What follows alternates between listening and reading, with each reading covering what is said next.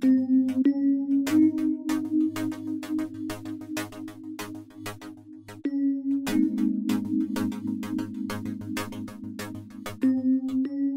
I'm Rob Spencer. I'm a commercial horticulture specialist with Alberta Agriculture and Rural Development. Today we're having a fruit and vegetable field day.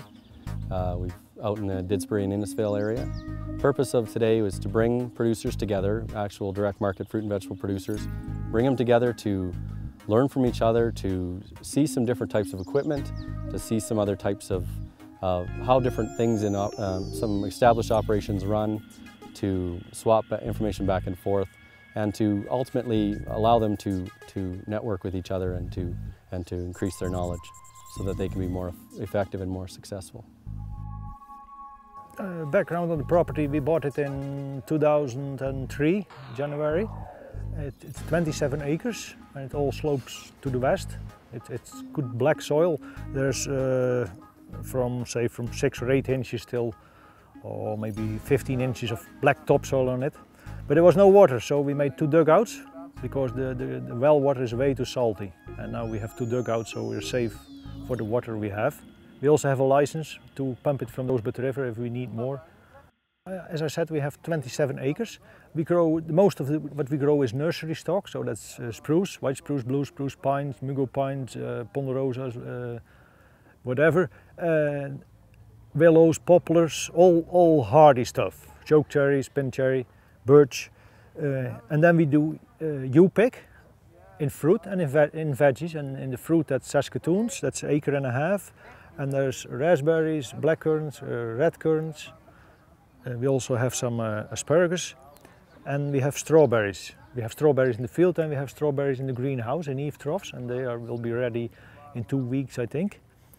And then in the veggies we do a little bit of everything, but we do strictly U-pick. I'm not going to harvest it for people and then don't sell it. When they like to have it, they have to dig it up themselves, and that works well for us. It's not a big thing, but it keeps drawing people in for our tea house and gift shop and everything. So we're happy the way this is. It's all small stuff we do, so it's all between small plants, and there's hardly a market for in Alberta to sell that stuff. Yeah, that's almost all toys, eh? That small it is. So it's all 4 or 5 feet wide or whatever.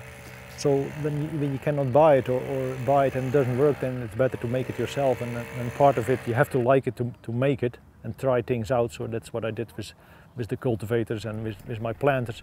When like the planter I made, I just look at the website and look at what other people are selling in Europe or whatever, and try to get the video or whatever and see how it works, and then get the idea, and then maybe it takes 2 or 3 years to get it going, but usually after a while you get the idea.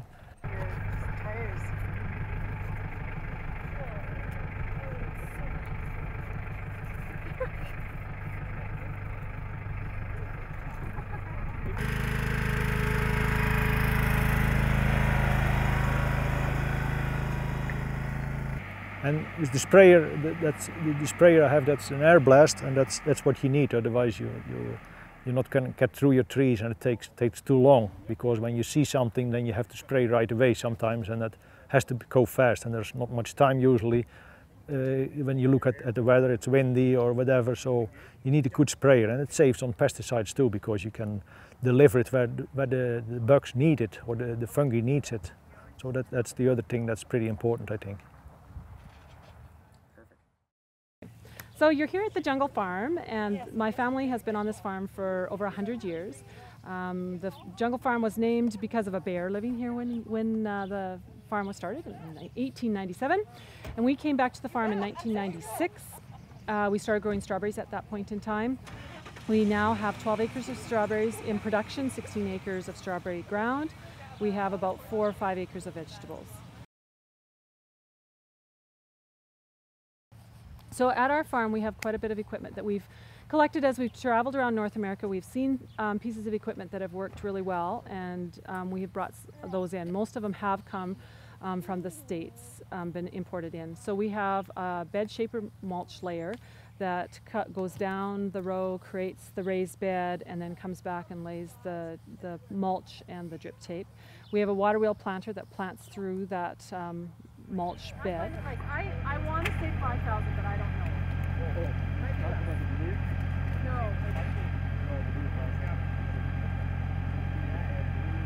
no, we've used blue for quite a few years. Okay, so this is embossed,